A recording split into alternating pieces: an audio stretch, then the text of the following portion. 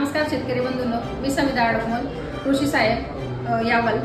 आज मी माझ्या मुख्यालय म्हणजे अंजाळे तालुका यावल येथे आहे आणि याच्या आधीही मी ॲग्रीस्टॅग विषयी जो व्हिडिओ बनवलेला आहे, परंतु काही शेतकऱ्यांना जर काही अडचणी असतील तर आज कशा प्रकारे ॲग्रीस्टॅगचे रजिस्ट्रेशन करायचे आहे शेतकऱ्यांनी त्याविषयी माहितीपर हा व्हिडिओ आहे। तर पूर्ण व्हिडिओ पहा, नक्कीच तुम्हाला माहिती मिळेल। नमस्कार शेतकरी बंधूंनो, मी आपल्या अंकुर ॲग्रीटेल्स चॅनलमध्ये आपलं स्वागत करते। त्याआधी तुम्ही पाहिलं असेल की माझ्या चॅनलवर एक ॲग्रीस्टॅग विषयी व्हिडिओ होता आणि तो त्याच व्हिडिओच्या पुढचा व्हिडिओ आपण की आपल्या शेतकरी जर सीएससी सेंटरला गेला तर तो कशा प्रकारे त्याचं ॲग्रीस्टॅगचं रजिस्ट्रेशन करू शकतो हे आज बिना होणार आहे। आज मी माझ्या मुख्यालय अंजाळे तालुका यावल जिल्हा जळगाव येथे। तर चला तर मग आपण पाहूया की ॲग्रीस्टॅगचे रजिस्ट्रेशन कशा प्रकारे करतात।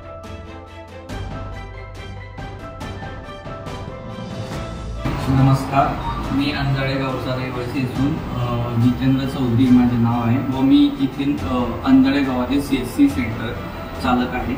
माझ्याकडे ॲग्रीस्टॅगची फॉर्म भरण्यासाठी भरपूर शेतकरी येतात, तर त्यांना ॲग्रीस्टॅग हे कार्ड कसे काढायचे याबद्दल मी तुम्हाला थोडक्यात माहिती सांगतो।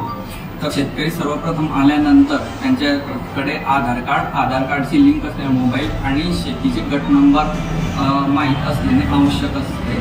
त्याच्यानंतर फार्मर ID रजिस्ट्रेशनला सुरुवात करणार। सर्वात प्रथम आपण आधार कार्ड घेऊन त्यात आधार कार्ड फिलअप करायचं। त्याच्यानंतर एक आधारची लिंक असलेल्या मोबाईलवरती एक OTP जाईल। तो OTP टाकल्यानंतर तो व्हेरीफाईड करायचा आणि त्यानंतर पुन्हा मोबाईल नंबर टाकून तो मोबाईल नंबर परत व्हेरीफाय करायचा।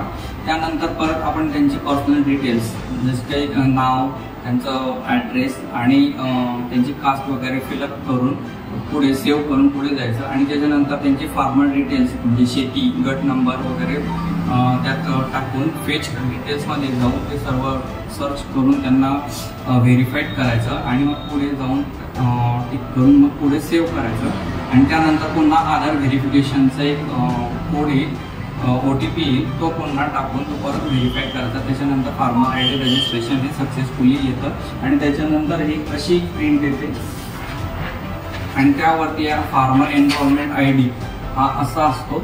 तर हे एनरोलमेंट ID महत्त्वाचा असतो, हा सुरुवातीला आता मिळेल। त्यानंतर एक कार्ड जे जनरेट होईल ते नंतर येईल आपल्याला। धन्यवाद। शेतकरी बंधूंनो, फार्मर ID काढणे शासनाने अनिवार्य केलेले आहे। फार्मर ID म्हणजेच काय तर तुमच्या शेताची डिजिटल ओळख आहे। त्याद्वारे तुम्हाला हवामानाच्या सूचना असतील, सर्व सरकारी योजना असतील, तसेच पिकाच्या नोंदी, नैसर्गिक आपत्ती, पीक विमा तसेच पीक कर्ज काढण्यास व शासनाच्या विविध योजना घेण्यास मदत होणार आहे।